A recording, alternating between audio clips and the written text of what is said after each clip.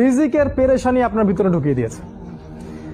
প্রতিটা যুবককে জিজ্ঞাসা করেন, দেখবেন পেরেশান যে খাবো কি আর জীবনে করবোটা কি। দেখবেন মানে ভাবখানা এমন যে ও যদি 5 ওয়াক্ত নামাজ পড়ে, কোরআন তেলাওয়াত করে, রোজা রাখে, আল্লাহর হুকুম সব মেনে চলে, হ্যাঁ খুব মুত্তাকি মানুষ, পরেজগার মানুষ, কিন্তু বেচারা একটা ছোট মুদির দোকানে কাজ করে, বেচারা একটা ধরেন সবজি বিক্রি করে বা হালাল কোনো কাপড়ের ব্যবসা করে, ওর ভাবখানা এমন জীবনটাই নষ্ট হয়ে গেল। আমার জীবনে কিছুই করতে পারলাম না, কি করলাম জীবনে, নিজের পায়ে দাঁড়াতেই পারলাম না। এই যে কনসেপ্টটা মাথার মধ্যে ঢুকিয়ে দিয়েছে, এটা ওই পশ্চিমাদের থেকে আসছে আর কি। পশ্চিমা থেকে দেশে দেশে, এই দেশ থেকে গভর্নমেন্ট এবং সমাজের মাধ্যমে সব যুবকদের মাথায় মাথায় জীবনে প্রতিষ্ঠিত হতে হবে, দাঁড়াতে হবে। এর মাধ্যমে আপনি কি বোঝাচ্ছেন?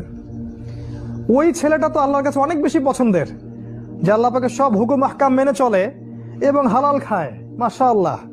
আল্লাহ পাক তাকে সত্যবাদী নবীদের মর্যাদা